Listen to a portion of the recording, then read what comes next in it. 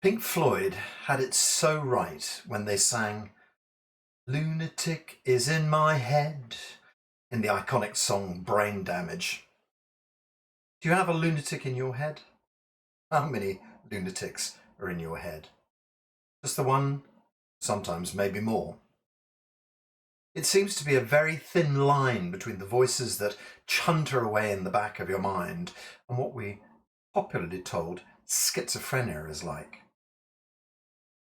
Being lucky enough to have not suffered this mental challenge, I can only say what I see portrayed on our screens rather than the reality of having it actually inside, of being inside it. I'm not sure there are many cases of people who have come back from the other side of schizophrenia to tell us the tale. I've studied a little into parts therapy. This is a variation on hypnotherapy, a tool that can be deployed when a client is already in a deep trance state. The idea is to ask, what part of the client is supporting an undesirable habit, and then ask what part of the client wants to make a change and why. In this very suggestible state, the client is usually happy to role play their internal problems externally for the therapist. So picture the scenario. Therapist, what would the part of Jeremy that wants to quit smoking please speak up and give itself a name? Jeremy. Hi, my name is Smokey, and I know why Jeremy likes to smoke so much. Therapist. Smokey, tell me why Jeremy is such an avid smoker. Smokey. Jeremy finds that whenever he gets stressed, blah, blah, blah, blah, you get the idea. Therapist. Which part of Jeremy will speak up for stopping smoking? Jeremy. Hi, my name is Angel, and I'm here to help Jeremy stop this habit. And so the conversation goes. It's the therapist's job to negotiate a settlement that works. How about we agree that Jeremy will only smoke 3 cigarettes per evening after dinner? Then there's a whole consolidation and a closing process that then takes hold of the client and helps to resolve the issue. It takes advantage of the fact that we have a myriad of personas living inside our heads. When you go to work, you slip into work mode. You might be snappy, efficient, a little bit sharp-tongued. When you come home, your wife would never put up with that. So you become model husband, caring, helpful, and quiet. With the children, you can put on your mask of playfulness and allow yourself to be a child with your children, something unthinkable in the workplace. We leave our professional fronts, doctor, lawyer, teacher. We have our social projections. Mr. Loverman, football fan, party animal. We have so many different modes that sometimes it's difficult to switch between them. Did you ever humiliate yourself at school by calling your teacher mum? Then there's the person who's so deeply identified with the persona that they've built that it's no longer possible for them not to be that person. Imagine the surgeon who's so deeply identified with the persona that they've built that it's no longer possible for them to not be that person. Imagine the surgeon who has the power of life over death with every operation, who lives for his work, who travels the world telling others of his skillful interventions until he's no longer able to stop talking about what he does. He becomes so deeply wrapped in his own story, there's no escaping. Where does the line between obsession and madness lie? We often see the tip from one to the other portrayed in films and plays. Because we understand it, it fascinates us, and we often quietly wonder if we too could tip into that free fall. So who are the lunatics? One of the clues was provided for me by one of my excellent students. We were on a retreat, starting to work with the do nothing meditation. Let's take a quick side loop and check out that idea.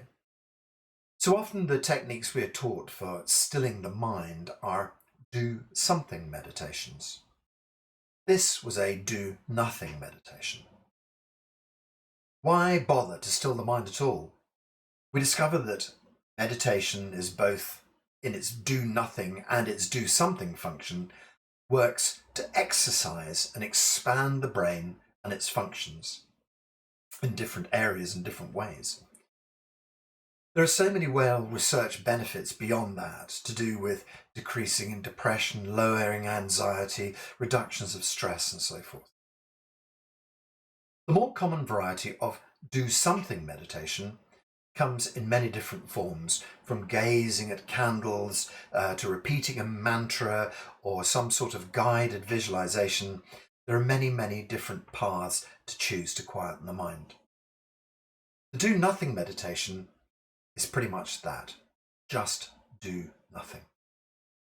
And that is much harder than it sounds. It's about standing back, becoming the observer of the voices inside your head, not getting caught up by them, recognizing them, but not attaching to them. The pictures that flash by, the scenes that play, the stories or the voices that can loop again and again. If you don't attach to them, they eventually fade. The process is pretty standard, but as I mentioned, not necessarily simple. I was given this insight by a student who said, I found it very busy in my monkey mind for a while. So rather than get upset about it, I tried to classify where all these thoughts were coming from. Well, I found this a very interesting approach. We have the idea that when we start a course of meditation, that we will just sit down and get started. What rarely gets explained to us is that one can fail repeatedly before one succeeds, and that the process takes lots of time to get good at.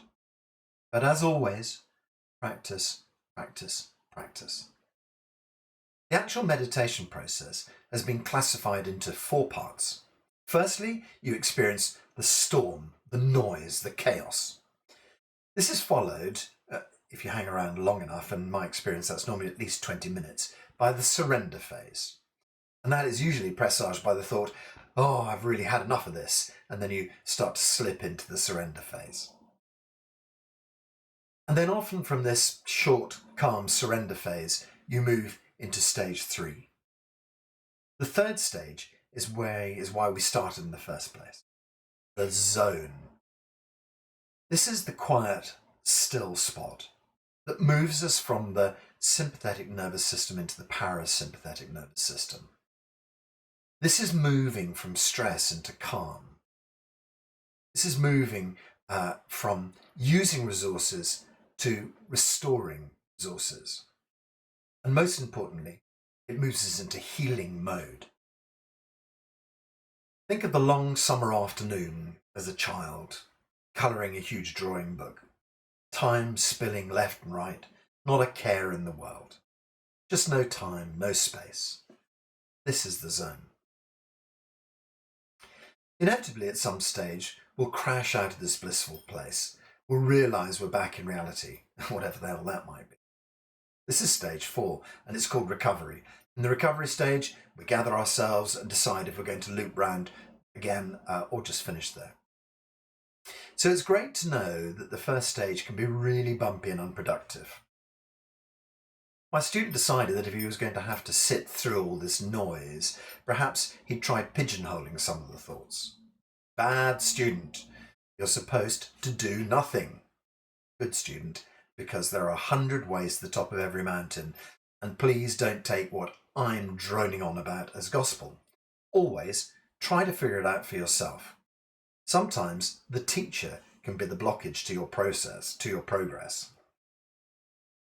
One day, when I was in meditation, in the maelstrom in my head, I decided to do as he had done and to catalogue who was actually speaking. I'm one of life's natural optimists.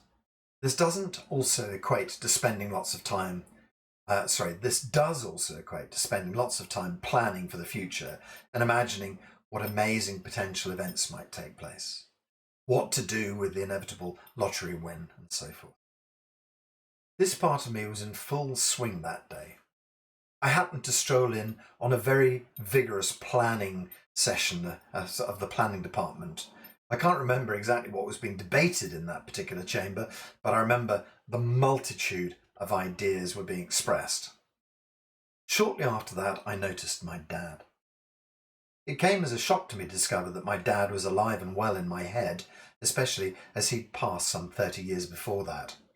He certainly had some very strong opinions that seemed to be colouring my many thought processes. I'm now forced to answer the question, do men think about sex all the time? Well, some reports from the 1960s suggest that men think about sex every 7 seconds, which could be up to 8,000 times per day. That reminds me of the cartoon characters with their eyeballs out on stalks and their tongues lolling out, their slavering jaws, and the sound of an old car klaxon in the background. Much research suggests that 20 times a day is probably closer to the truth. Along with the planning department and Dad was the sex department. Their office is situated in the basement. There were more voices. You get the idea. The teacher, often chiding, sometimes informing. The depressive, oh, I can't do that. The sensible one, do you really think that's a good idea? And there are so many, many more subtle variants, far too many to list. And of course, somewhere, hidden deep inside everybody, the child. Probably, most accurately, the hurt child. Sadly, without any abuse or physical damage, our inner child seems to get hurt. What may, come what may. It's all just a question of degrees and how you decide to deal with it.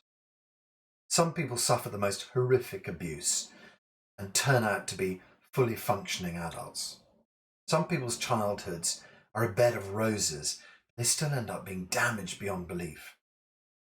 Healing your inner child is the best gift you will ever give yourself. So this litany of voices all speaking at once. I decided to use a Venn diagram. That is officially the first time I've ever used one since Mr. Murray was brutally beating me aged 9 for stupidity and claiming that all of these things would be invaluable throughout my life. So many of the thoughts overlapped each other, but I was able to see the core of each one and boil it back to just a set of a few common roots. A very valuable discovery to make. When you start to see where these things are growing from, it becomes easier to purge them, get to the root, and pull them out. This then is an incredibly useful process on the road to doing nothing. It's actually counterintuitive, but it's really doing something first. It's useful, and it helps to do nothing much better. Maybe it's time you audited the lunatics in your head. Good luck.